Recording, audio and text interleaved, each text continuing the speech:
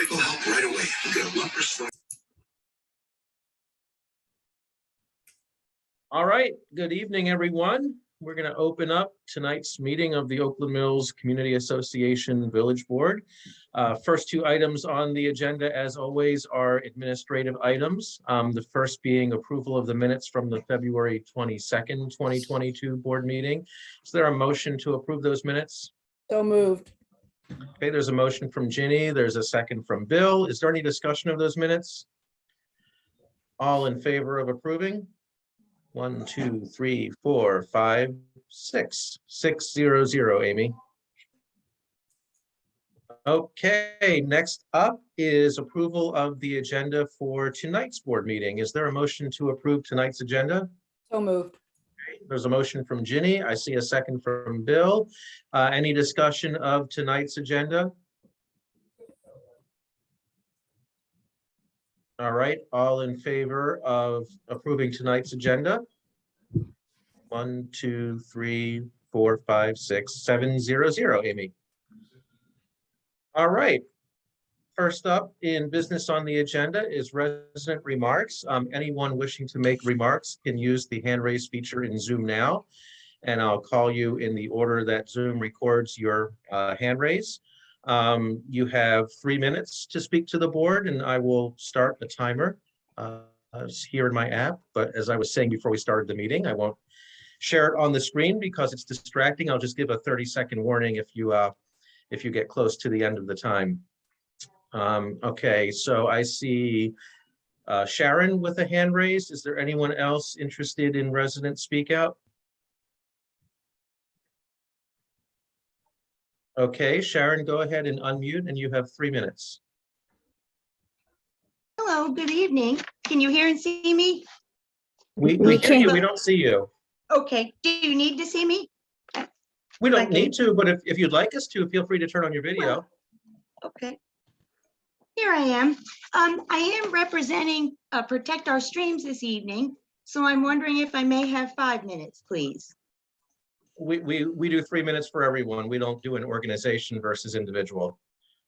Okay, then I'm going to need to shift gears very quickly on what I was going to say. I apologize. I've come this evening. Well, first off, my name is Sharon Boyce, and I live in Longfellow. My family moved to Columbia in 1969 when I was 5 years old, and I appreciate this opportunity to speak at your meeting this evening.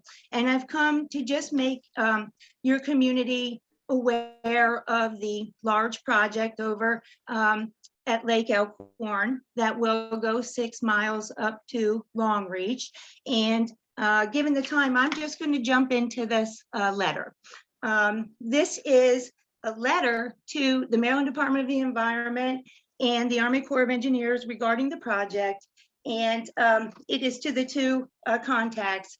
And it says, thank you to MDE and the Army Corps for extending the public comment time for the prospectus for the project. I'm going to paraphrase a few of these sentences. This extension has provided us and our colleagues in the Maryland General Assembly with the opportunity to hear from many additional constituents and other interested parties about their concerns and questions relating to a variety of different aspects of this proposed project. Among these concerns are the following. Does this project appropriately address the issues of upland stormwater control, the adverse effect of removing 63 acres of mature trees, the impact to birds, fish, and other aquatic wildlife, and significantly, what are the long-term consequences of this project becoming a mitigation bank for other development projects in the state? It has become clear that there are too many unanswered questions about this project for it to move forward at this time. We respectfully request that the department and the Corps delay, defer, or deny this permit application. We appreciate your consideration of these comments and look forward to hearing from you. This is signed by Senator Guzzoni, Delegate Atterbury, Delegate Pendergrass, Delegate Terrassa, Senator Lamb, Delegate Eversole, Delegate Feldermark, Delegate Hill, Senator Rosapep, Delegate Barnes, Delegate Lehman, and Delegate Pena-Melnick. In addition to those very fine legislators, 3 county council members one CA Village Board, the Chesapeake Bay Foundation, Sierra Club, Patuxent River Keeper, Maryland Native Plant Society, Maryland Ornithological Society, and over 600 signatories have spoken out in opposition to this project. The U.S. Fish and Wildlife Service and the DNR have raised serious questions, but CA states that they are at odds with all of us. I hope you will reconsider and join me in protecting our streams, and please ask CA to withdraw from this current proposal. And I don't know how much time I have left, but I really want to thank you guys for giving me the opportunity to speak at your board meeting again. As I said, I'm here because it does affect your village. And I didn't know anything about stream restoration projects until our neighborhood experienced one here in Longfellow. And I just feel that I need to let the community know. Thank you. Thank you. Thank The you. 3 minutes is up. Thank you. Thank you very much. Thank you.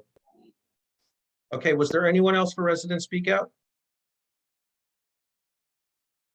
Okay, thank you very much. Lynn, did you have a question? I just wondered, I know that we had a letter from Jervis Storton, and I wondered if that should be read into the minutes, or is that just an attachment? Is it fine to have it there?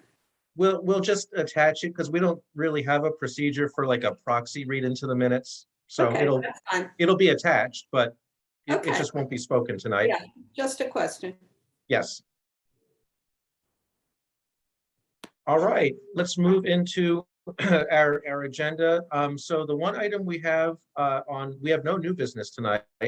The one item we have on old business is the county executive second citizens budget hearing.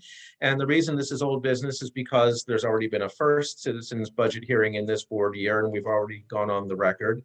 And very often we do come back for the second budget hearing, and traditionally we deliver something very similar to what we delivered at the first budget hearing, unless something has changed in such a substantial way that we want to go in with something different. So Sandy did circulate the testimony we delivered last time.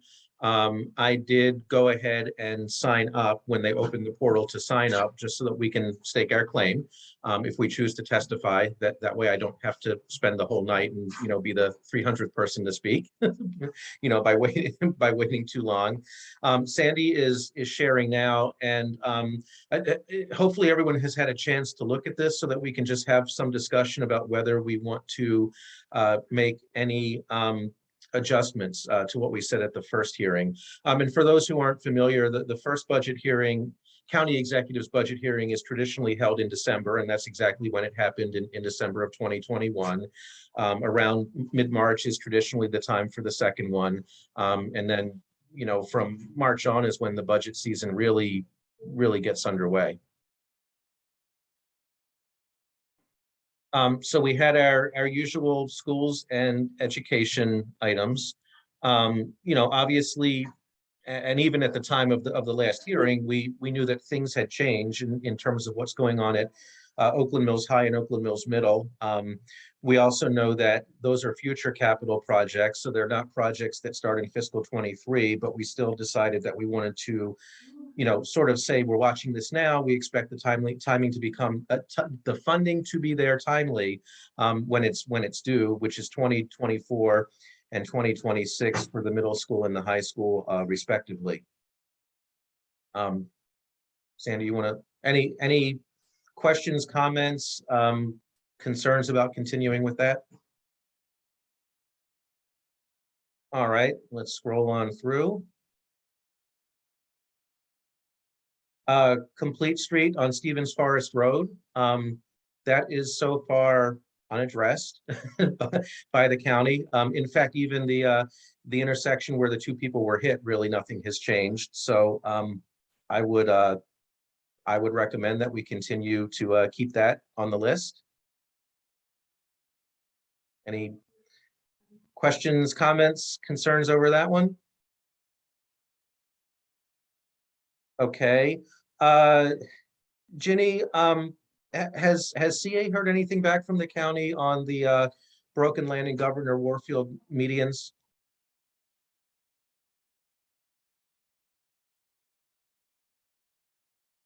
Sorry about that. I think we may have, I think they've agreed to do something. Let me double check. Okay. All right, so Sandy, why don't we mark that one for tentative deletion pending Ginny getting back, because if they've already committed to doing something, then the ask has been granted. Obviously, our local median strips are, I think, still a concern. This was about the leaves, the maintenance of the median strips, the leaves piling up, et cetera, and the lack of any maintenance beyond the CA contract during mowing season.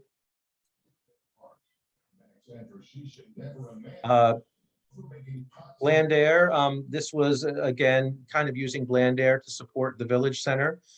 So, one of the things we're still talking about is the inclusion of signage at Bland Air to direct people toward the village center, rather than out to 175, because the way traffic flow is being constructed, everyone's going to go out toward 175, but the village center is a convenient walk to do a little shopping or grab some lunch if you're at an event in Bland Air Park, if only you knew it's there, if you've come from outside of Oakland Mills. And do we have anything after that? That was it. John? Wait a minute. Yes. I guess this may be a question for Warren. Is there any change, or does the county have any position yet on Orchard Green Path, like in terms of that sidewalk connection on 108? I mean, is there any money in any of the budget for that? I thought that was a state issue because it's a state route. Was there county funding needed for that? I thought, well, Warren can answer that better. I thought what we're aiming for is a combination of the county using some of their money to get the sidewalk, and then the state, it'd be the crosswalk, and at one point maybe a light at Thunder Hill, but I don't know where that went. The issue is that they need on the south side, they need a sidewalk or a path, either a CA path or a sidewalk. And so, yeah, I believe I gave a testimony last time on that. I guess we could maybe we could add that to this. Yeah. I dropped the ball on this. I'm sorry. Oh, thank you, I'm Jenny. sorry, Warren. That's true. I should have pulled that one up too. Yeah. You did give. So if everyone's in agreement, because we agreed to Warren's testimony last time, assuming we're going to take out the Broken Land Parkway median piece, could we just drop in instead, a few sentences about the county contributing toward that sidewalk or connecting paths, so the state would agree to put in that so the state would agree to put in the crosswalk. Warren's already written the language. We all had it back in December. We would just need to bring it back up and integrate it into this. Yeah, and I think Jonathan, Warren, correct me, this keeps going on for years, this project. But I think also that was Dennis's concern. If those things aren't done, then why extend the path? So it's the chicken and the egg type thing. Right. And the state said they would put in the crosswalk, but they need the path. So it's, yeah, right. Everybody's waiting for everyone else. So I think we should cover it in this. Is there any chance Sandy could I have some things scheduled for tomorrow, get a hold of Dennis first thing in the morning and check on that Broken Land Parkway. I just think the county had gotten back and said they were going to do something, but is there any chance Sandy could do that? Or Sandy, would that be all right? Sandy, you're answering on mute. Sorry, I just, you want it done right away and I'm tied up. I will be seeing him in the morning on a Zoom meeting. Great. I mean, is that So okay? I can just ask him before if he can call me after or something. Okay, yeah. That way you'll get the answer right away. Thank you. Okay. Is there anything else anyone wanted to add or discuss when it comes to the second budget testimony?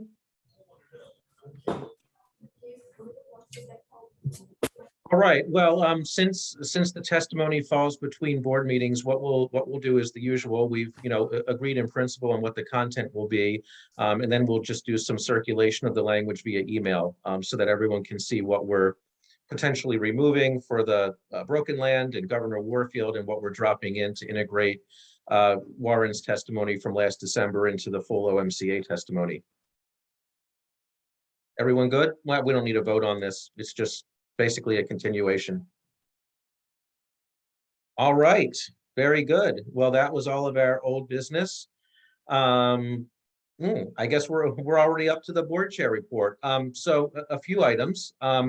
Number one, interesting thing happening. Unfortunately, we don't have a lot of information about how this will affect our village center, but Cedar Realty Trust is effectively splitting itself up and selling itself.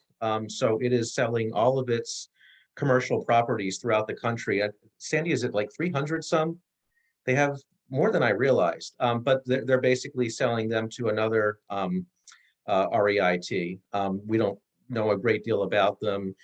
Sandy has been in touch with the local property manager here, and she said, she'll get us information as she has it. But for right now, it's still under Cedar's control. They're working to sign the contract for the upcoming farmers market. And then we'll obviously have to see where it goes from there with the ownership change. Obviously, I sent everyone the email about NYC Pizza closing down. I have not received a response yet from the owner about whether he cares to share any specifics about the difficulties with the health department. I also plan to sit down with the owner of Pizza Man to see if he cares to elaborate a bit more. I don't want to jump to any conclusions too quickly, but it does bother me that two restaurant owners within our little village center both have similar complaints about how difficult it is to do business in Howard County versus surrounding jurisdictions, but I don't have specifics. So it's hard to do anything with that, and of course, even if I had specifics, it's only one side of the story. So I will try again with the owner of NYC Pizza to see if he wants to talk a bit more, and I plan to go down and visit Pizza Man and see if Chris, I'll go during like off hours or something and see if we can just sit down at a table and chat a little bit. Warren, and then Ginny. Right. I met with some friends of mine from Harford County. I'm from Harford County originally, and my one friend works for the permitting office of Harford County, and she said that the state health department IT system had been hacked, and that has caused a lot of delays and a lot of problems with health department, and all the counties use that health department system. So that might explain some of it, at least on the county's issues. So just thought I'd give you that info. Okay, thanks. Sure. Yeah, I didn't know how extensive that hack was, because that's what actually shut down the COVID dashboards for a while that the counties were depending upon. I didn't realize it affected like everything, but I guess it makes sense that it did. Thanks, Warren. Ginny? When I was talking with them a couple of months ago, I was saying, how come you're not, selling a slice of pizza? Because you have people that want to go maybe ice skating and stuff. They just want one slice or go shopping and, keep going. And he said they wanted to do that. They were having problems with the health department in terms of barriers they had to put up, plastic or whatever. I didn't quite understand what it was, but he said we were just having trouble getting the health department to deal with the issue. Now, I'm sure that isn't the reason he closed, but it may have been a whole bunch of things. So that's, I think it's sad that he put a huge investment into that store. It was a mess, quite frankly. The irony is, how come the health department didn't come in with the past owner, considering some of the bathrooms and everything else? And yet this guy cleaned everything up, new floor, really attractive, you felt better going in there, and it's really sad. Well, and that's also why I worry about a pattern, because in talking to the owner of Pizza Man, it was similar. I was in there a few weeks ago and I just said, hey, when are you going to start selling that Indian and Nepalese food you're going to, you want to sell? And he just, he's usually a pretty nice, laid back, friendly guy. He kind of flew off the handle, and he said, basically, whenever this health department gets around to letting me do it, I have a second kitchen here I can't use, and they won't work with me. He's like, I've already proven I have a clean kitchen. I'm serving food here, but to use the second kitchen to prepare the other food, I have to, go through all these steps. And, I've done this at other restaurants and other jurisdictions, and I've never seen anything like this. But again, he didn't go into a lot of detail, and I was just picking up food, so I couldn't stand there and let my food get cold. But that's what I want to figure out. I mean, look, if the Howard County Health Department just has higher standards and they're keeping us safer, hey, so be it. You have to adapt to doing business in the county. But, if there's just, I don't know, unnecessary stuff going on, or if they're, just being, difficult in some way, I mean, that might be interesting to learn. I just don't know yet. And that's why I want to see if either of these gentlemen or both would be willing to share more specifics. We keep saying the state, I'm sorry, Lynn had her hand up. Lynn? Thanks. Yeah, thanks, Jenny. I just have a couple of comments about this. And for one, I'm all for strict health and safety monitoring of restaurants. I mean, I think it's kind of pretty basic stuff. And I don't think we should jump to the conclusion that somehow Oakland Mills is being discriminated against. But in other jurisdictions where I've lived and worked, usually if there is a health department closure of a restaurant or a health department citation, it's actually even usually printed in the newspaper as to what it is. This address, this restaurant, and what the violation was is listed. And then the proprietor, the manager, the owner of the restaurant is given a certain amount of time to correct the issue, and then they can come back and reopen again. So it's kind of standard, like in New York and Washington, D.C. and Philadelphia, that a restaurant will be closed for a week or even 10 days while they scurry around and do what they need to do and reopen. So my question is, one, how come there's this sort of secrecy about what the problems are? And two, why are the owners of the restaurant not being forthright or clear about what the problem is? And why did New York Pizza just jump to closing rather than correcting whatever the issue is? So those are just questions. Yeah, and those are the things I don't know. And I went on the health department site to see if they list violations or anything, because a lot of jurisdictions do. I couldn't find anything. And just to clarify, neither of these owners has said anything about violations or the health department trying to close them down. And in fact, Pizza Man is operating just fine with what they have. His frustration is being able to introduce a different type of food by opening the other kitchen. So it sounds like his frustration is with the process to get another kitchen certified, not with what he's already serving and what's already going on. And I think that's why he's frustrated. I think he's frustrated because he's saying, I've gone through all these hoops, I'm running a clean establishment, I don't have issues, but they're still giving me the hard time so I can use the second kitchen, which is literally right next to the kitchen he's using in the same space. But NYC, I don't know. All I got from NYC is that he chose to close down. I don't know if he chose to close down because he otherwise would have been closed down, or he just chose to close down. I don't know.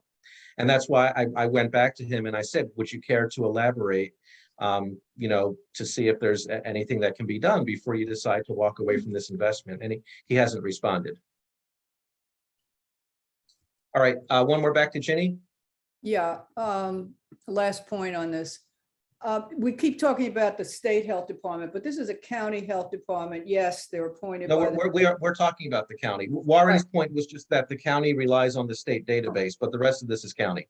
Right. No, I understand. What I'm trying to say is I would think about getting Calvin Ball involved and ask him to be looking into this situation. If, after you get more information, that may be a next step. Because he does have a close, or should have a close relationship with the county health department. Economic development should be concerned, et cetera. So depending on what you find, it may be good to just say, hey, can you look at this? That's it. Yeah, and I think if nothing else, I mean, look, maybe all of this is, for our protection. Who knows? Who knows what was going on, beyond the counter at NYC Pizza. I'm not saying anything was, but it still may be worth looking into why our health department, like other health departments, doesn't make this type of information public. Like if they're going in and finding things at an establishment I go to, I'd like to know that. I'd like to know that before it gets to the point where they shut them down. So I do find it odd that, when I went looking for that kind of information, it's not there to be found in any easy way, if it's there at all. And us having our own military on the front lines, paying more for gas for the time being is a much. All right, let's see, what else do I have? So all the property Cedar owns are being sold to another company as it basically sells itself. The pizza place.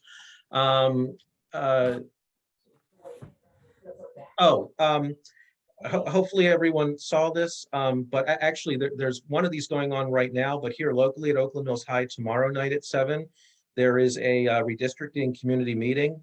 So the school system, they actually have consultants hired. They're holding redistricting community meetings. It was at Howard tonight, it's at Oakland Mills tomorrow, and I think it's at Long Reach Thursday. And they're doing it a bit differently. They're holding these meetings this time before any kind of scenarios get out there, before the feasibility study comes out. If you recall in the past, these things usually happened after and everyone was reacting. So now they seem to be, proactive in trying to get input. So I signed up to go as me, because there's not really anything for us to react to. And the purpose of this redistricting is to fill High School 13, as well as the expanded Hammond High School. So, could it impact Oakland Mills? Yes. I don't know about Oakland Mills Village itself, but the Oakland Mills attendance area, I think could certainly be affected, because it's hard to, it's hard to open and expand a school east of 29 and not have it somehow affect the Oakland Mills attendance area. But we don't really know what it will look like yet. The one thing that caused me concern, and they actually sent a survey in advance of the meeting, and I put this on the survey, was that if you recall, when they were doing the redistricting for the last time, even though they weren't supposed to be talking about High School 13, they did a little bit because they were worried about moves they made last time affecting what they could do for High School 13. And the comment was made, something along the lines of, we have to be careful what we do, because we can't open the new high school with, 45% or more of the kids receiving farms. And, I was watching that meeting, and my immediate reaction was, well, you already have a high school like that. So what are you, are you saying, kids on farms can't have the nice new thing? What are you saying here? And what does that mean for the surrounding schools if you're going to, kind of engineer what the new school looks like? So, obviously we have a different Board of Education now. Who knows? Who knows if that comment has any legs? But I actually, when I responded to the survey, they had an open-ended response. And, that's one of the things I flagged. Hey, a statement was made during the last redistricting. And if you're sort of setting a target, for one school because it's new, first of all, that's probably not the right thing to do. And second, that means you're going to create outliers elsewhere. You should be looking to avoid that altogether, not looking to avoid it school by school. But that's tomorrow night. If you go to the HCPSS website, I think there's still an opportunity to sign up. And like I said, if you can't make the one tomorrow, I think there's also one at Long Reach on Thursday. And these are going to be facilitated by some outside contractors. So, I don't know exactly what to expect, but I figured it's worth showing up. Rebecca? I'm not muted. Isn't Talbot Springs supposed to open in the fall too? Or no, not yet. Looks like it's almost there. Talbot Springs, yes, but it's It's already full. I mean, if Talbot Springs opens with the students it has, it'll be full. There's no need to fill the expanded Talbot Springs But it's because so they're all much out. bigger. No, Talbot Springs already has well over 500 kids. It's just that a couple hundred of them are outside in They're the outside in portables. trailers. Oh, Yeah. okay. Yeah. Gotcha. Yeah. So basically, Talbot Springs is being expanded to accommodate the population. I mean, theoretically, yes, it could be adjusted, but in terms of size, there's no need to redistrict to fill that school. It's already going to be filled with the students it has. Gotcha. I just assumed it was going to be so much bigger. No, it is. I mean, the new building will be substantially bigger than the old building. But if you've ever gone in back of Talbot Springs, they don't have, well, they do have the portables you see at other schools, which are basically like, trailers you'd find at a They have two construction out site. front. Right, but in the Those back, are offices, I think, in the front. they actually built a mini school out back. These Oh. are not portables. This is like a mini school. It's prefab, but it has little hallways, it has bathrooms, it has plumbing. So they basically had to build a mini school in the backyard because it was so overcrowded. Oh, gotcha. So- No, I've never seen behind it. Yeah. And there's a garden too, a vegetable garden. So all of that, Which is nice. is going to get knocked down over the summer. So the plan is that basically what I've been told, and I need to check in with Nancy Thompson, but what I've been told is the faculty has been told that they basically need to start emptying out classrooms even before the last scheduled day of school. And like on that last scheduled day of school, they're going to walk out of there. It's going to be an empty building. And that thing has to be, demolished, and the land has to be regraded and prepared and everything so that there are fields available for next school year. So yeah, Talbot Springs, as we know it, will not be standing when next school year starts. But the new building, unless they do some other adjustment, will be filled with kids. It'll basically be at its capacity when it opens. So do we need to worry about them trying to redistrict new non-farm kids into the new Talbot Springs? I don't, so the way they're describing things, this is really a redistricting to fill high school 13 and Hammond, the Hammond edition. And then the question becomes, does that mean it won't affect middle schools and elementary schools? And the answer to that is no, because they might have to make adjustments to ensure that they have large enough feeds into the new schools. So the purpose really wouldn't be to adjust the elementary schools just for the sake of adjusting them. It would be to, like I said, adjust feeds. So for example, right now we have little feeds going into Oakland Mills High because everything is so overcrowded around Howard and Long Reach that we actually have people with Elbridge addresses going to Oakland Mills High. We're like the third closest school to them. So if they're able to, move some things around by moving, more kids into these schools in the southeast that are being built or expanded, then maybe some of the kids who are coming from the far reaches get adjusted because they're already part of small feeds, and then other feeds get adjusted. It's hard to say. I mean, my personal feeling is, this could be, for example, an opportunity to turn like Thunder Hill Elementary into a full feed into Oakland Mills Middle and Oakland Mills High, because it's not right now. If other kids might be getting moved out, right, because like Thomas Viaduct has a little feed into Oakland Mills High right now, based on the last redistricting, but will it in the future? I don't know, right? Because now you're getting over toward that Route 1 corridor where things are going to get adjusted. So those are the kinds of things I think to look at. Will they do things to adjust the feeds into our schools? I don't necessarily see them adjusting who goes to the elementary schools. I think it's more about who from the elementary schools then goes up to the middle school and ultimately to the high school, and can they create larger feeds? Another thing I could see happening, and I know they wouldn't like that, but Allview is south of us, and historically, I mean, they've gone to Oakland Mills High since it opened. But they're a small feed from Atherton Elementary into Oakland Mills Middle, Oakland Mills High. Well, with high school 13 and Hammond opening in the southeast, I could see, for example, the case being made that maybe that's not that's a small feed that doesn't need to be a small feed anymore into Oakland Mills. I know they wouldn't like that. I don't know. That's one of the things I can see happening, because obviously it's, not far for them to get over to Hammond either. Hammond will be larger. High School 13 is basically being built within Hammond's current attendance area.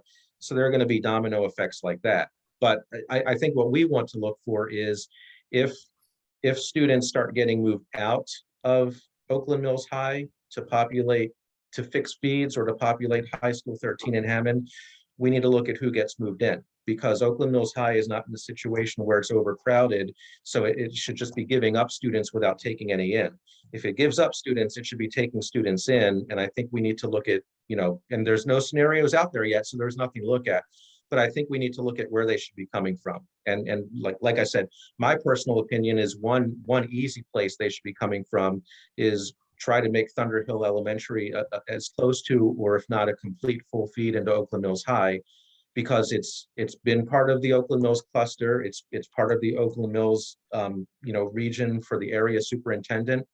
But it's always been split three ways. And I think the majority of Thunderhill Elementary actually doesn't stay in the Oakland Mills cluster, even though it's part of the Oakland Mills cluster. And with Glenmont now taken out of Thunderhill, that takes away that very close proximity to the Howard High attendance area. So now you're talking about basically points north, and should those points north, some of them already got moved into the Oakland Mills cluster, should the rest of it be moved into the Oakland Mills cluster? Because believe it or not, I think a couple of communities up there still cross 29 and go over to Wild Lake instead of coming down into Oakland Mills. So Thunderhill, I believe right now, feeds into Oakland Mills Middle, Dunlogan Middle, and actually still, I think, Ellicott Mills Middle. And then I think it feeds into Oakland Mills High, Howard High, and I think there's actually still a little bit of a feed into Wild Lake. It just seems to me all of that could be consolidated if they're going to take other students out of Oakland Mills to populate the other schools. But I just went through a whole spiel with a whole lot of ifs, because there are no scenarios out there now. So, that's the kind of stuff that maybe they'll start discussing at these community forums tomorrow night. And I do know that at least one member of the Board of Education, Jolene Mosley, who is certainly a friend of Oakland Mills, and happens to live in Allview. I do know that she is someone who has, in the past, advocated for more of a feeder system than the patchwork that we have.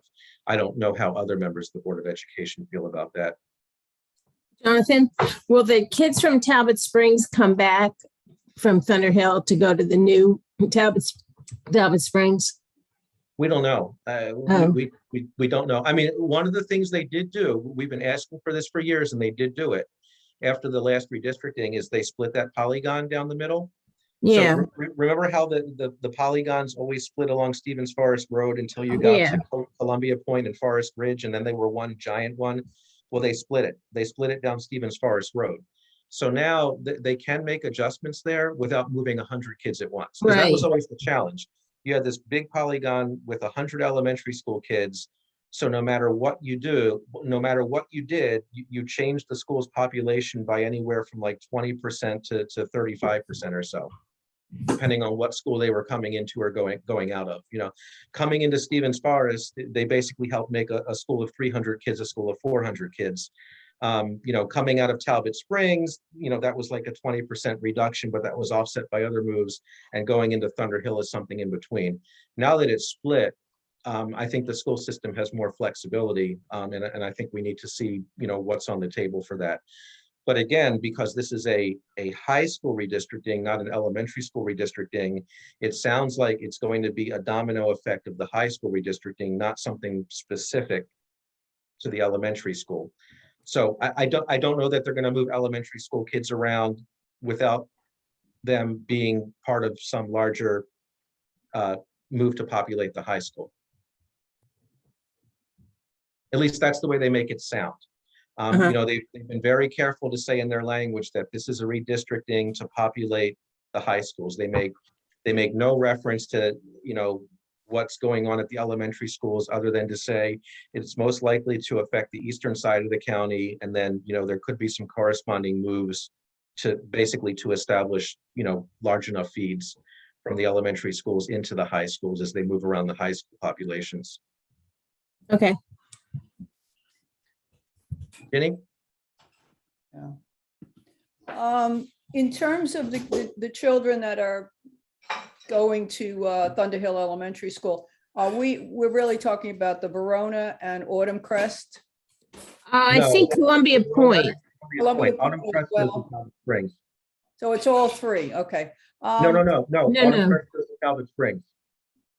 The children that are going to Thunderhill Elementary School, they live, Verona and Columbia Point. Verona and Columbia Point. not Autumn Crest? Autumn Crest No. goes to Talbot No. Springs? Autumn Crest goes to Talbot Springs. Makes a lot of sense. I don't know if you want to think about this now, but would the board want to consider asking the school board? They're not going to do any redistricting on the elementary schools, because would we want to consider saying, look, why do these kids have to get on a bus? You know the whole situation, go all the way up to Thunderhill when they can walk to school and get the before and after school care, et cetera. That was always my concern. I agree. I'd like to hear what's happening tomorrow. Okay. Some of this goes back to what the Board of Education directed, That's fine. and how they directed it. Now, they I could know. always change that, but, that's their stated scope right now. Yeah, I think these are the kind of issues that this is why they want to do these advanced meetings with the community this time versus what they did last time, so that these other things, can be said. So, Right. that is another one of the items I would raise tomorrow, if I were asked, what's going on in your community? Well, I have some history for you. Lynn? Yeah, I was just actually going to say what you said, Jonathan, that I think we just need to wait and see tomorrow Yeah. what they bring up, rather than us kind of trying to anticipate and in many ways kind of worst case scenarios about what might happen, and wait and see what they say before we start reacting in advance. Yeah. That's it. Well, this has turned into my longest board chair report ever. One more item, and it just so happens that this happened between the last board meeting and this meeting is also when Sandy is going to share our third quarter financials. I got contacted by the high school. They're very appreciative with the support we gave to their outdoor classroom. If you've been by, you've probably seen there's a lot there. There's bright orange benches and tables, concrete pads have been laid. They still need to get the pergola developed and installed, and a few other things. The reason they contacted me is they find themselves, like many of us, in an unfortunate circumstance in this new economy where inflation is kind of taking over everything, material costs and transportation costs. They are now short of the original estimate because the price of everything has gone up so high, because this is basically shipping, purchasing, shipping, and construction. This is all construction. So they are actually short of what the original estimate was when they started this thing back in the pre-pandemic world, before the price of everything, it seems like, nearly doubled, especially when you're talking about construction materials and transporting. So I know when we did donations at the beginning of the year, we kept it kind of small. We said we want to see what the financials look like toward the end of the year, and we may want to reconsider, what we were asked for, what else we might want to support in the community. So it's honestly just coincidental, but I'm throwing that out there because I know Sandy's going to be talking about financials next, and I know we have about 3 more meetings before we close out this fiscal year. So, that is one of the items that came across my desk between the last meeting and this meeting. And my response back to them was, this is something I'd have to discuss with the board. It's also something that I don't necessarily want to bring up until we have the third quarter financials in front of us. So I'm bringing it up now because we're about to have the third quarter financials in front of us. Lynn? Did they give you an estimate of how much they will be needing, how much shortfall there is? I think right now they're about $3,000 short when they add up the increase in the material, shipping and construction costs, Whoa. what the original estimate was. Wow, because I mean, I think one thing we don't want to do is if they're starting construction, we want to kind of keep going with it. So I Right. wouldn't want to put a halt to it, but boy, I didn't realize it was that much, would be that much of a shortfall. How Yeah. much should we give them to start with? Yeah, so because what they're short on is the stage and the pergola, so that all has to be constructed. Sure. You know what, I'd have to go back and look, because what we did was we gave them money like 3 or 4 years ago for Mhm. that environmental initiative that Bob was going to work on with them. And then we let them transfer some of that toward this, or maybe they transferred that toward the labyrinth portion of this. And then we gave them another chunk I last feel like it year. was $8,000 total. Was that it total? I I can't feel remember. like it was. I can look I it know up. it was several thousand. It was not an unsubstantial amount. I just can't remember exactly Yeah, what I'm it looking was. at, see if I can find it.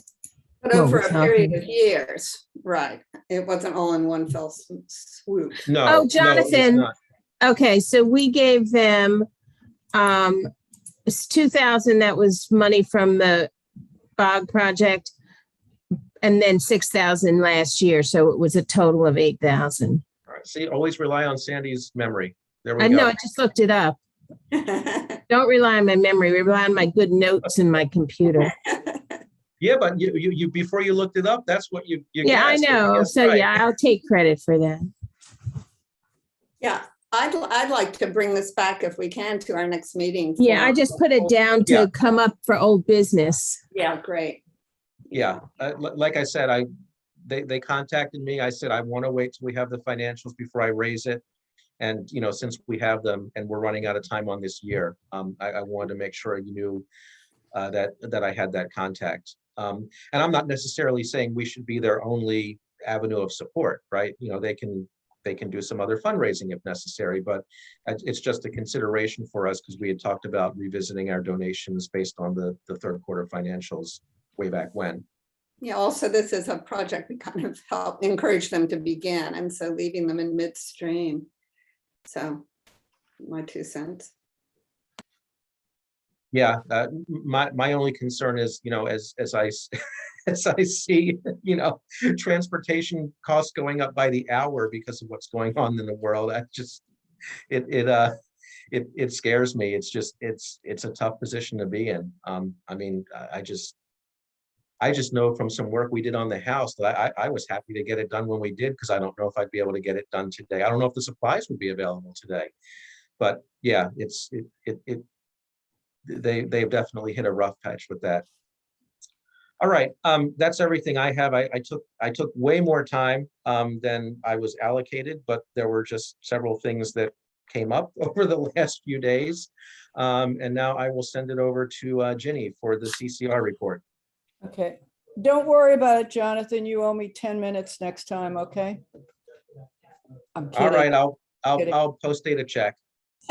One question for you real quick. Second chance, when we have this change in ownership, we're gonna get half a demolished building or the whole thing or what? Well, I think that actually it's pretty good that Jonathan and Lynn and I looked at the plans they had sent to demolish it and had wanted to put in a rock garden. And we said, we won't accept any plans until you show us the final construction after you tear it down. And they did not get back to us, but Karina and I are going to walk through the whole center, and the new owner is assuming covenant violations. And so that's a glaring violation, that property. But I think we're in better shape that it was left untouched than demolished and put, pea gravel in, and the new owner would say, hey, no, that's what it is. So I feel like they're like any other new property owner, there's covenant violations, and there's going to be plenty of them. I mean, do you agree, Lynn and Jonathan? I agree. Okay. I think we should have the Okay. should have the laundry list of covenant violations ready to go. Yeah, I agree. Yeah, I mean, the property manager, we had planned before we read all this to meet with her on the 23rd. That's still scheduled. She's still the property manager, and we're going to come up with the whole list, and that will be sent to the new owners once they establish themselves and we know who they are. Okay. All right, we passed the budget, $71 million, 11 capital budget. Yeah, all the pools are going to be open. The open space was always a top priority in the surveys that we did. That was really very important to people. And all our clubs are open, so we just have our fingers crossed. We're also hoping that we get sufficient lifeguards and assistant managers and managers for the outdoor, for all our pools. The outdoor pools and 23 outdoor pools and the 5 indoor pools. That's the biggest problem and biggest concern. We're doing everything in terms of incentives for staff, bonuses, all sorts of things to attract people. It's a very competitive market. So if there's any questions about the budget, otherwise, no. And did you guys got that letter, right? Off about the restroom upstairs? Okay. Thanks God, guys, for just saying it was okay to take a chance on that for that night and see if we could get approval. It would have been nice to get the whole thing done, but you do have to go through a planning process and a design process. And you're coming up with ideas that nobody had thought of before. So I think it'll be a collaborative process with the CA staff, and we'll get that out of the way. Then what we have to lobby hard for, next year, is to get the construction money in the budget. So we got to make sure this design and planning process and permitting process takes place rather quickly, so that when the budget is being considered, you'll know what the construction costs are and it'll go in the next budget. You don't want this other design and planning to take so long that you're missing the next budget, the FY24 budget. So we got to really keep on top of that. Okay. I think one of the things Jervis was concerned about when he wrote is parking down at the lakefront. Now, most of this is the county, you know that, and not CA, but there will be easement requests for some of the land around the medical center. And if you went online, you would see the plans for what we're going to be hearing from Howard Hughes on Thursday night for easement requests to promote walkability, bicycles, etc., sewer lines, all sorts of things. So if you want to look at that and tell me if you have any concerns. And then Greg Fitchett from Howard Hughes will be presenting just downtown what's happening. But this is basically, the easement thing is basically dealing with the medical building, which is adjacent, which is in the parking lot where the Haven was, Whole Foods is down there, or the Haven still is, so to speak. Rebecca, what's the name of that facility that's in the Haven now? Or Lynn would know. The Pearl. The Pearl, thank you. So that building, it's adjacent to that, and all that parking, will be basically above ground. So this will be the medical building. It was supposed to be residential condos, and I know a lot of people that were planning on moving into that. They thought it was a great location for condos, etc. But apparently the land just wasn't conducive to residential. You couldn't build residential on it, but you can build a medical building or commercial. So that's why there's a change there. The residential go up more up in the other parking lot, where like the American Cities, that sort of area up there. What else? The other concern, and I'm going to be speaking as an individual board member, okay? The board, some board members have been trying to find out what was happening with the Clydes and the pavilion area. That Clydes had a right to use the land right next, adjacent to Clydes, which is CA open space. I don't think many people realize that, but where the outdoor seating was next to Clyde's is CA land. And they had been using that for outdoor seating. And then they also were using the pavilion, which is the land across that walkway there and that whole area down by the lake, but right next to Clyde's. Some of us were just simply saying, is what's happening? We know that Howard Hughes is trying to attract a new retail person, which is good. We want that open, at least I'm sure we all do. We want it open. We want viable restaurants down there. We want people to have places to go to eat. So we just want to know, what about the deal with the open space? And some of us were arguing that it really should come to the CA board, as easements all have to come to the CA board now. They were with staff a while ago, but with some concerns of what was happening, the CA board years ago said, no, it'll always be in a public process before the CA board, so the public has a chance to comment. So I feel the same very strongly, and I again am speaking as an individual member, that I'm not afraid of listening to the public, or the public know what we're negotiating. I don't see what the problem is, and maybe I'm dense, but I don't see what the problem is on, all right, we're agreed to this, et cetera, and let the public know, and then hear what they think, and be able to maybe make some changes, and then the board vote on it. I just really am at a loss as to why that's problematic. It's certainly not the most efficient thing. It's easier to just work without the public, is what, a contract, negotiate the contract with the new owners and sign it, and that's it. So that's issue one. Issue two is, and we're trying to work on this, will you ever see what's in that contract? Symphony of Lights, Deja Vu, settlement and license. But do you have a right to know what's in that contract? And obviously we don't have answers, and the board's split on that as to whether you have a role or not.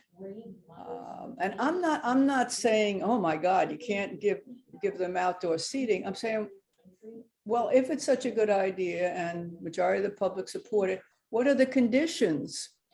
What the time frame we know, it looks like it's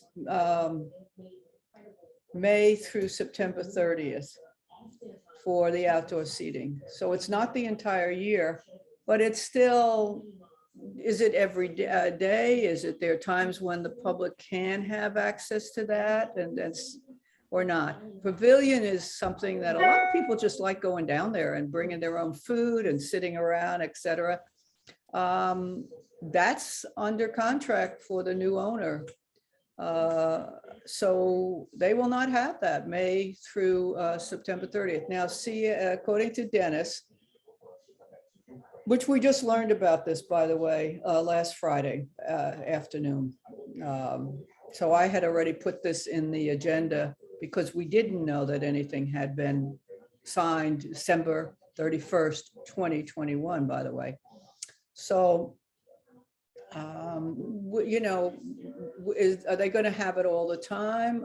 July 4th and 5th, the note from Dennis said that CA is reserving those dates, but that's otherwise it's a lot of, that's a real concern to me, whether, that should be solely by a profit organization, that area. But I just think you have a right, and it's as simple as that.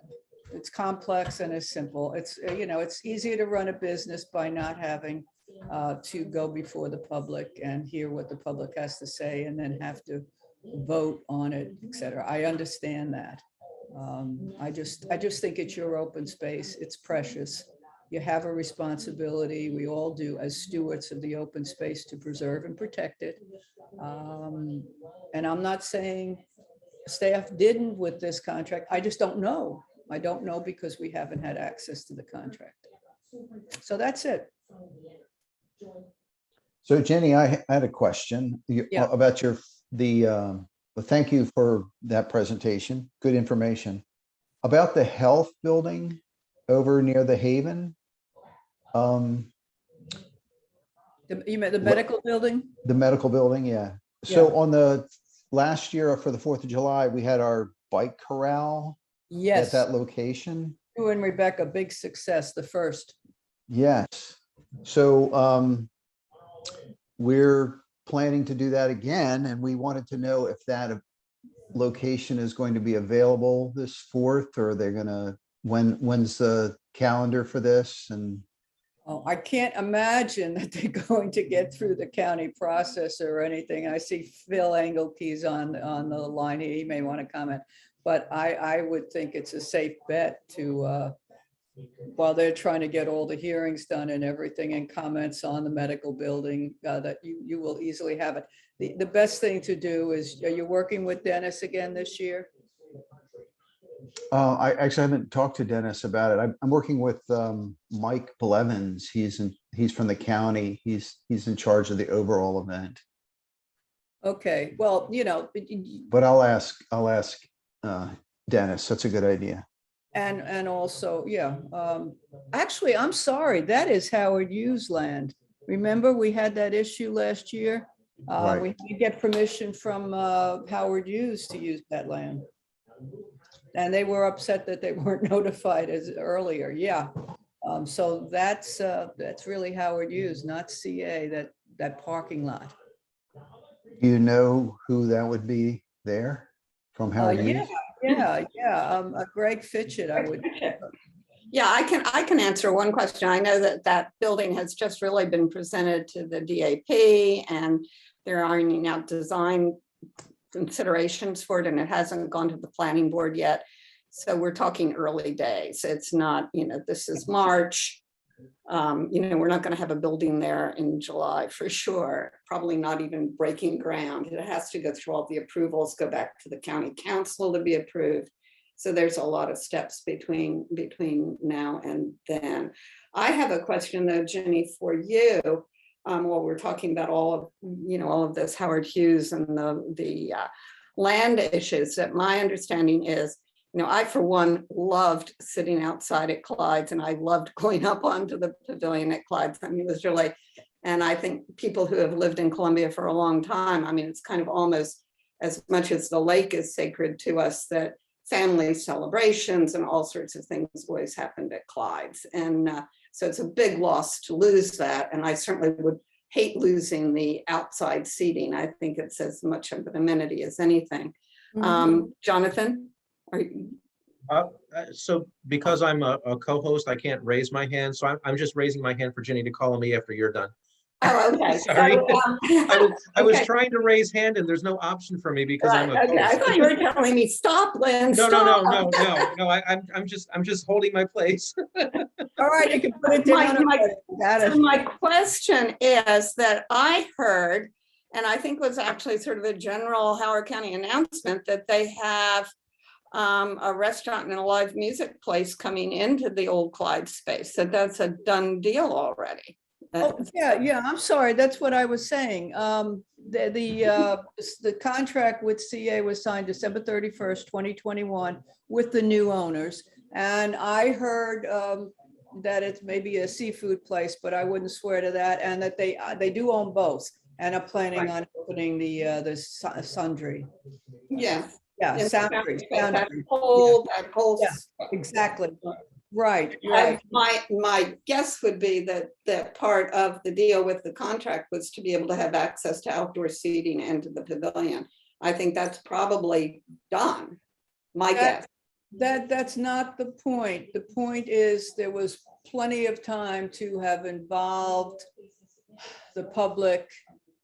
And the question is, when the board approves easements for your open space, why isn't this also an easement? It could be a limited easement since it's May through September. But I'm upset about the public process. So what's the answer to that? I mean, when you take that to the CA board and talk to Lakey about it and talk to the general counsel, what do they say? We have been talking. Yeah, I'm just But I sharing. think that's where that decision is made, not Oakland Mills saying, you know, No, I'm not. I'm just sharing with, as I said, I'm sharing with you as an individual, board, a CA board member, my opinion. There are other board members that adamantly disagree that we have any role at all. I'm just sharing both sides. But where do you stop in terms of whether we have a role or not, or you have a right or not? mhm. The whole SOL negotiation was the same thing as to it was done. And we, you know, well, anyway, let's not get off on that. So, And just as another thing, thinking about the medical building that's going into the parking lot, that's that lower parking lot by Whole Foods, the one that Warren was asking, I guess that's what you were asking about, Warren, that area in there. And one concern about that is, again, you know, what happens when there's, this is what Jervis was raising, what happens when that becomes a building and then we have no parking, not just for a bike corral, but for people who want to go down and walk around the lake. And so I think that's another thing that has to be ironed out before this building actually gets fine. The building doesn't have final approval yet, is my understanding. There's still a lot being negotiated with it. So I think that's another thing to keep in mind when you're talking about that parking lot area. yeah, we have raised that question a lot of times, and Nancy McCord would raise it all the time, while the former Wild Lake rep, about the lack of parking. CA has no parking at all down at the lakefront. That surprised me when I got on the board. I thought, oh, you know, a lot of that land is CA, there's parking. They have absolutely, they don't have any. Yeah, I think once the Rouse building became, you know, not the Rouse building and then became Whole Foods, then there was no, otherwise that was CA parking all around that and the exhibit center. So that was open. That's when, you know, that's where you park when there was a concert at the lake and stuff. Yeah, well, people are parking all over, but they don't realize that they're parking Not, on. yeah. Or, Right. or you get there and there's a sign saying no event parking here. Yeah. Right, and that's, but that's not commonly known. So I guess, you know, what's the solution? People will be parking at the mall and, you know, Village Center. yeah, good idea. I'm sorry, Jonathan, you're next. You can park it, you can park on CA property at our Village Center and get to the lake easier than parking at the mall and trying to get to the lake. And take the nice little tram that goes over the bridge that connects the east and west side. Actually, I would think that would be great. Yeah. Well, that's totally the missing piece. I know, I agree. Sharon, you got your hand up? Or Yes, I Sharon? do. Hi. If I may, just for a minute, I wanted to say how much I really appreciate Ms. Thomas and all of her information and you guys sharing all of this, because if I had not joined your Village News site, I wouldn't have heard anything about this. And for all the reasons you've already said, this really greatly affects me and a lot of my neighbors. And I've received, you know, 4 cards to join a gym in the past couple of weeks, but not one single card about really anything going on in our community. And in regards to the easements, it just does kind of seem like we're doing it in reverse. It's like we grant the easements first and then the community finds out what the plan was. And it does feel a bit like it's a way to exclude us. And I didn't want to, you know, take up a lot of time, but I do want to say thank you so much for, you know, bringing this to everyone's attention. Clarification again, when we use the word easement, an easement, the CA board does get involved in, and the public has an opportunity, like Thursday night, people could be testifying on these easements request by Howard Hughes, okay? That is not an easement. It's a contract that was signed by CA staff and the retailer, or in some cases, the developer. That's the difference. And my issue is, why is it different? Why is it different when it's still open space being given to somebody else, and in the last couple of cases for profit? And Lynn, I'm not saying it's wrong. It may be a great deal. Just let everybody know. Jonathan, So I know I'm preaching to the choir on this, but I have to say it anyway. Um, Under House Bill 1060, we would have a right to that information. But CA opposes that. And, you know, without getting off into that conversation again, I do still feel that we should have an explanation from CA staff, you know, as to the rationale for trying to exclude CA and especially for trying to exclude the villages, because we're now part of an exclusion request and we don't know why. did one of the things at the, God, when was the meeting? Last meeting. Wes, our general counsel, explained some of the reasons. And I said, well, couldn't you have to put them in writing and we need to share them with the village board. And he was leaving town at the time. He said he wouldn't have time to do it, but he has done it since. So if you haven't gotten that, I will share that with you. We have not gotten anything, No, we Okay. don't have, which surprised me. we don't have anything. And I mean, yeah, I appreciate anything you can get us, but my other comment would be, that's the kind of stuff that should be in writing before the decision is made, not after. As Sandy knows, because she was listening, I abstained, saying Yeah. that exactly that. Like I said, I know I'm preaching to the choir, but you know, having heard what you just said and having heard your personal opinion that we should have a right, I'm saying I agree. Mhm. And if CA weren't opposing this legislation, it might grant us that right in the future.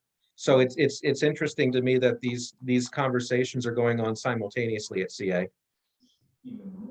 Okay. Bill, do you have your hand up or no? Oh, okay. Anyone else? Okay, thanks, guys. Have fun. Thanks, Ginny. All right. Don't leave. I am pulling up okay. So we finished the third quarter, which was, so our quarters are May, June, July, August, September, October, November, December, January. So we have our financial statements as of the end of January, which gives us 3/4 of a year to see how our budget has been. And actually, we had planned initially a deficit budget because we did not really know what the income would be given COVID. In reality, we were actually, we had a nice spring, summer, fall rental. And so our biggest income generator was under leases and rentals, and we are basically $40,000 ahead of where we had initially budgeted. So that's great. I'm very happy to explain that variance to CA, saying that we were able to successfully hold most of our rentals this year. We had about, I think, 2 cancellations, maybe in one that would have been in March or April, because people were concerned back in January when they had to pay for them. But pretty much we were able to. We also have fully rented the Talbot Springs or the Thunder Hill Neighborhood Center. And so that was not rented when we put together the budget. So that's a nice bit of income that we have from there. We also have a new church every Sunday in our building, which is another stable amount of money that we receive. So this year, I anticipate that we'll have about 120,000, close to that in year end. No, we're and in March. We'll have about $100,000 in income from rentals.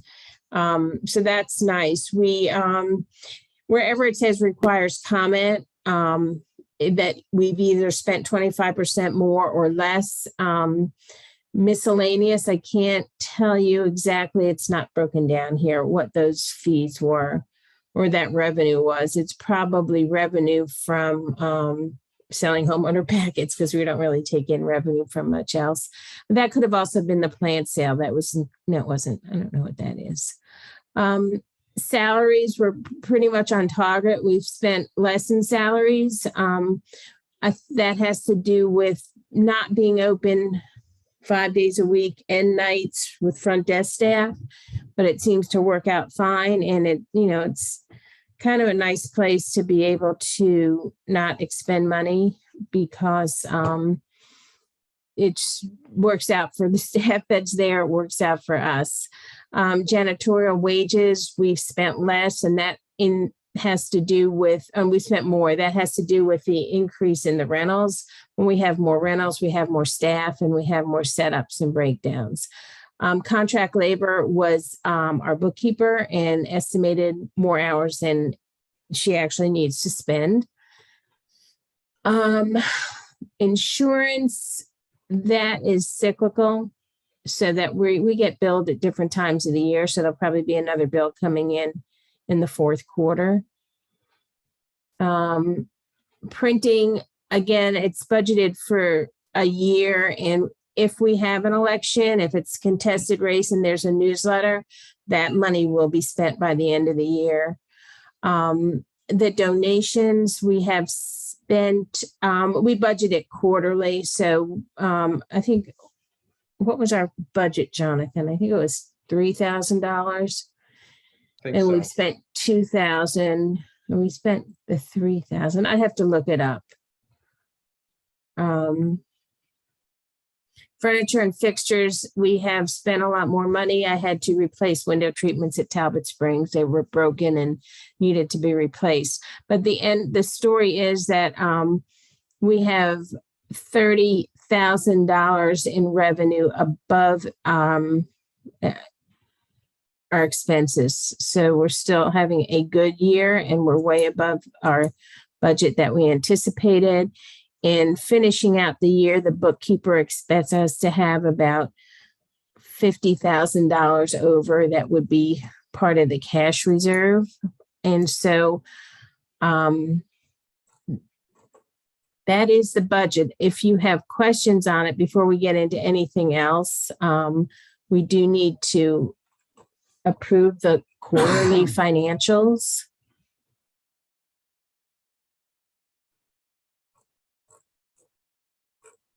Are there any questions on the financials for Sandy? Oh, here's our. Oh, is there something else you wanted to? No, show I'm us? just talking to myself. Oh, by the way, I was thinking on the miscellaneous revenue, I think you are right about the plant sale, because remember, last year was the first year we moved the plant sale. Yeah, but that goes After under special election day? events. Oh. That goes under special events. Oh, okay, never mind. Oh. I think it's It just. did happen in this fiscal year for the first time. I think it's just selling the resale packets. Yeah. All right. Yeah, any the questions? plant sale was, and that works better to have it in the year that we're using it, but that money goes under special events. Okay, And the expenses come out of special events. all right. Would someone like to motion to approve the third quarter financials as presented? All right, I have a motion from Bill. I'll take a second from Lynn. Any discussion? Okay, all in favor? 1, 2, 3, 4, 5, 6, 7, 0, 0. Okay, thank you. So then, Jonathan, you want me to go into some of the things for the other barn? Yeah, go ahead. Okay, because we have had a successful year to date, and there is money that we have in excess as cash reserve, I did bring to Jonathan and Bill's attention that in our kitchen, we have a at least 30-year-old convection oven with no parts available to service. We have an equally old warming oven, which is really insufficient for the number of guests that we have that a caterer has to service. And we have a refrigerator that's at least 30 years old. And when it kicks on, it's taking its last gasping breath. And the company that we bought this from, that's a local company that pretty much CA uses and we've used for our other restaurant equipment, said once that part goes, it's the compressor. They can't repair anything. So Bill and Jonathan agreed with me to replace all of those old pieces of kitchen equipment. And so I shared an estimate and they said to go ahead and purchase. So we will be getting a full-size warming oven that kind of looks like a single door refrigerator where you slide the food in and it keeps it warm. A convection oven, which is like a half oven that can quickly heat up food, and a new refrigerator. And I think in this case, we have to spend money to make money. And the last thing we want is to have great rentals and have a caterer come in and not have equipment in the kitchen that they can use. We can't sell our building with a commercial kitchen when all of the equipment's broken. So I did go ahead after I got their approval and purchased the equipment. So some of it's on order, some will be here, and they will remove the old equipment and bring in the new equipment. And I mean, I've been here like almost 20 years now, and that equipment dates me back probably another 15 years. So we've certainly got our money's worth. So then the kitchen should be in really good shape because we did buy a new ice machine about 5 years ago. So that's part of the money that we have to spend. And the other thing is, if you look at the picture of me, I'm in the loft and we really don't have any window treatments. And when we have meetings or parties, the light just comes straight in those windows. They are covered with some 8-year-old old sheer shade curtains.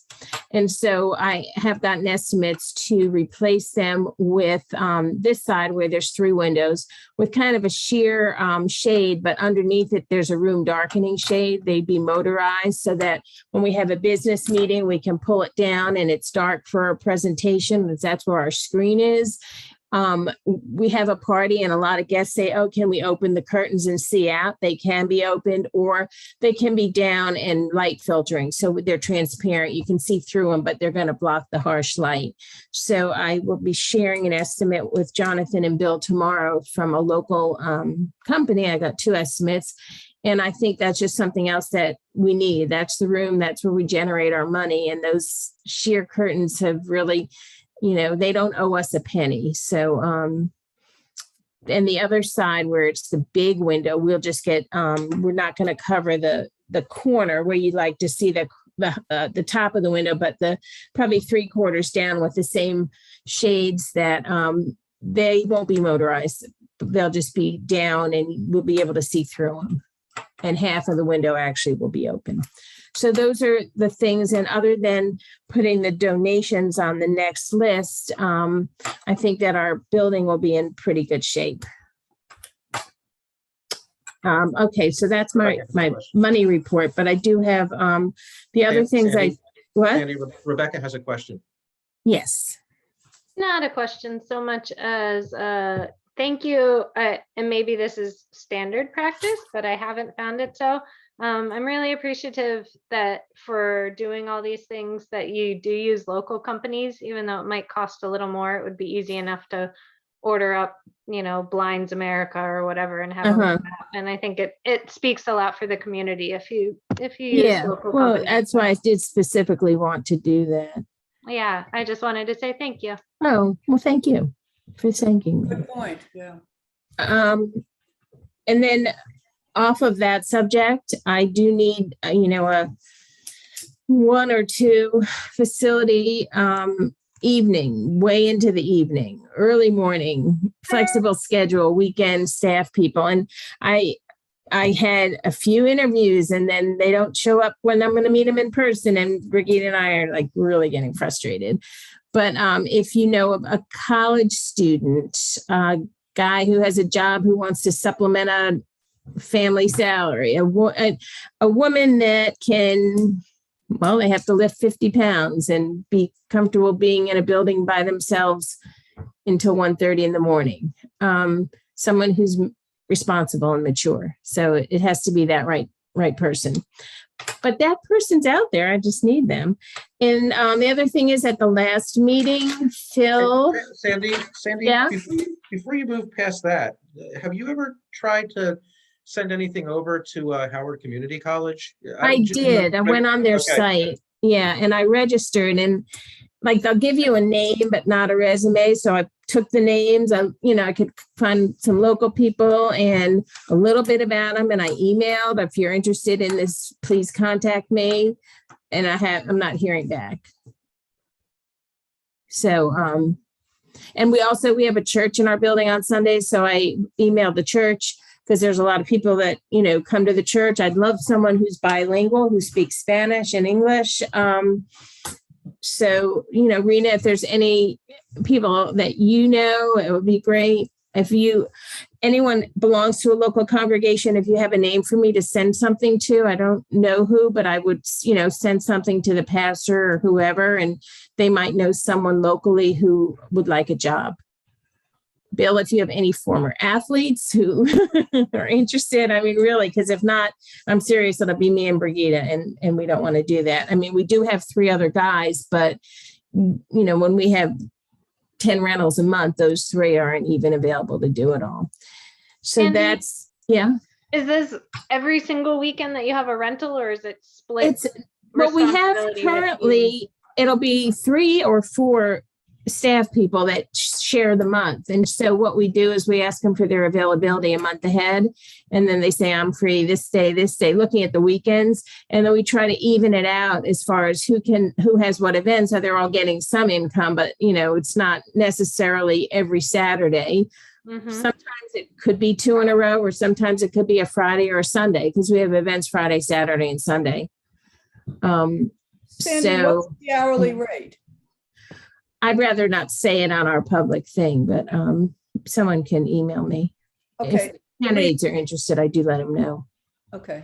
Yeah, the reason I was asking is it's gotten so competitive. I think it's a competitive salary.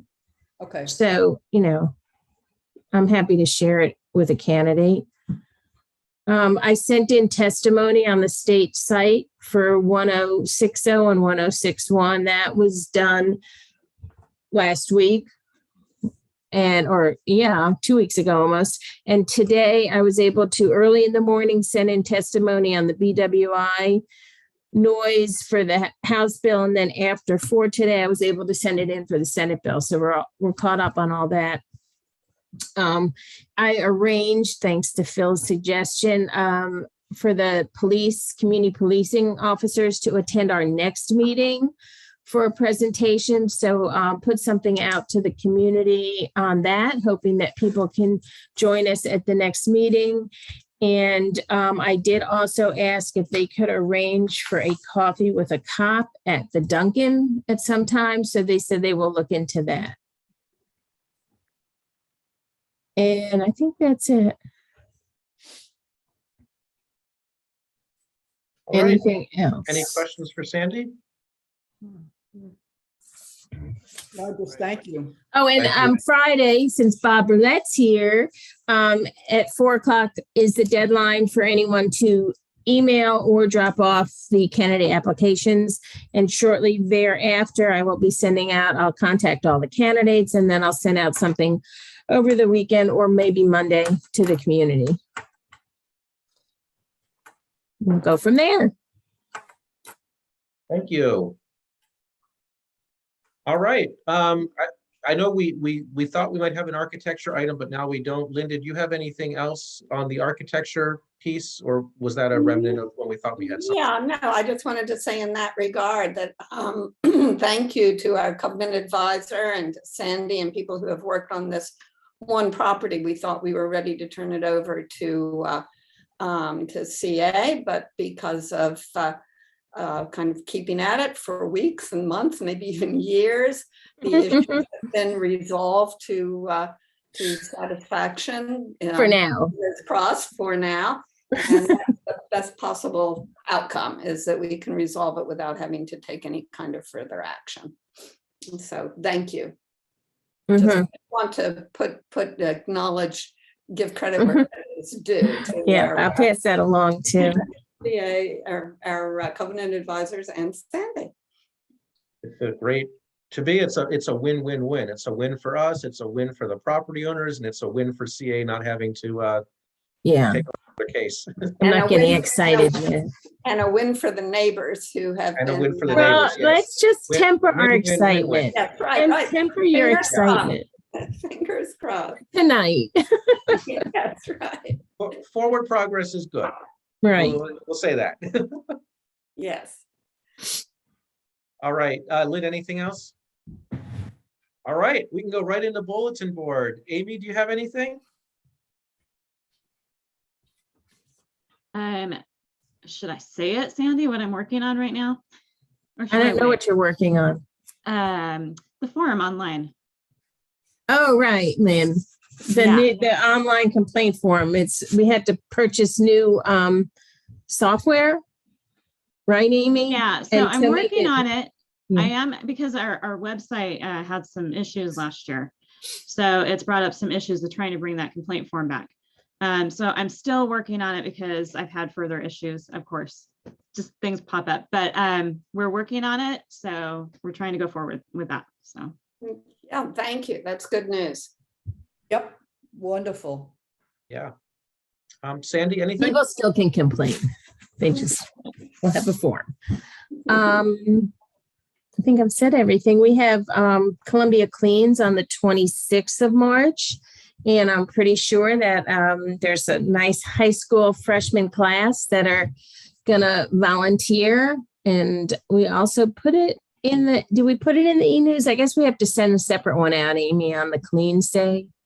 There's a, let me know when you want to do that, because there's a nice high school freshman from that freshman class who wants to work with you on the message that goes out to the community. Yeah, tell her to call me then. Tomorrow I have a lot of meetings. Thursday's pretty good, or Friday. Yeah, Okay. I don't remember if I put it in the e-news. It might have been out, it might have come in after. Okay, But so yeah, we have to publicize it, but we should have enough kids so that whoever else wants to join will be very nice, but it won't be like there's no one showing up. So that's Yeah. very nice of the And the high school e-news- kids. the e-news is going to be going out So next week. for those who don't know Yeah. what the heck we're, for those who don't know what the heck we're talking about, Oakland Mills High is trying to get green school certification.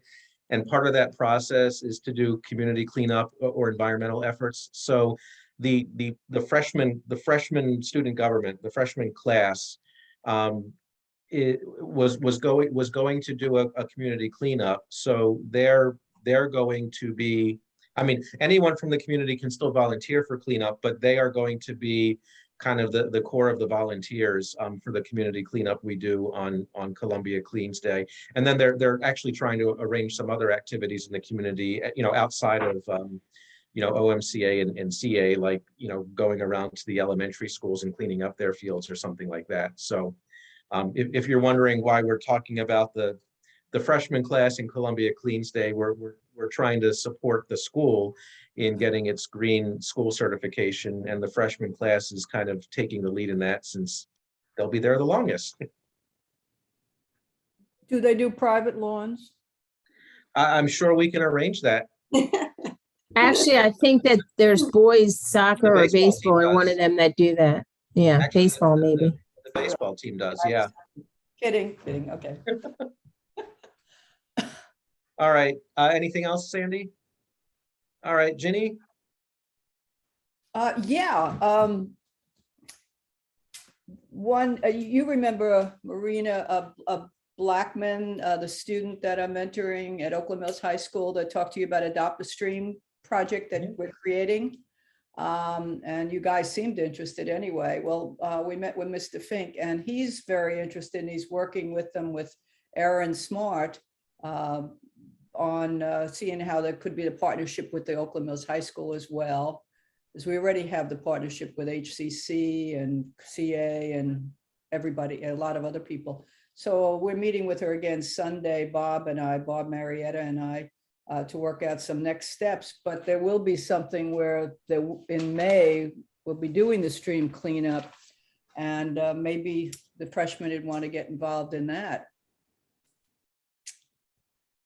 I'll ask a freshman I know. Yeah, that would be great. Okay, thank you. All right, sounds good. Warren?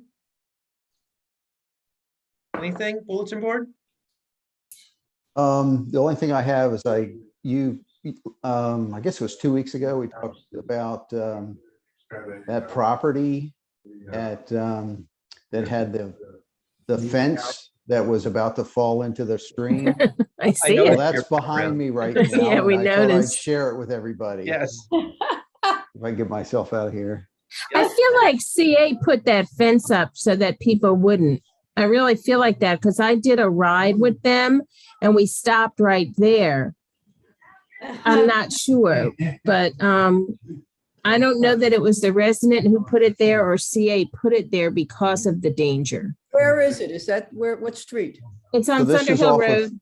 Thunder Hill Road. It's where the path crosses. You know where Kathy Latham lives? It's the house 2 doors on Thunder Hill away from hers for going from Going towards 108 175. Yeah. or going to Yeah. 175? Yeah, it's there. There's crosswalk there. Right. Yeah, between Margaret and Kathy. Okay. No, past Kathy by 2 houses. Yeah, that's right. Right, Warren? Kathy who? Kathy Yeah. Lilly? So, but I'm not sure that it's not a CA bridge because of the danger. Yeah. Well, that's the property of the owner that we're looking at behind. Yeah, maybe they mitigated it. The I don't know. path would be behind me. Well, it's the other way. I took the picture. I walked down from the path towards the fence and took that picture. Well, can you send me the picture and I can ask them if that's who put the fence, whose fence it is, just so that we know what we're talking about? Sure, I can do that. Yeah. Because I thought But we it- had that conversation. Anyway, What? this is a great example of the erosion problem we're having and all throughout Columbia. So Mhm. that's all I got. Thanks, Warren. Okay, Jennifer, Nothing from me. all right, thank you. Rebecca, I got nothing. all right, Rena? Lynn? Bill? Nope, nothing. Not enough. We are adjourned. Good night. Good night, Good night, everybody. Good night. Good night, everyone.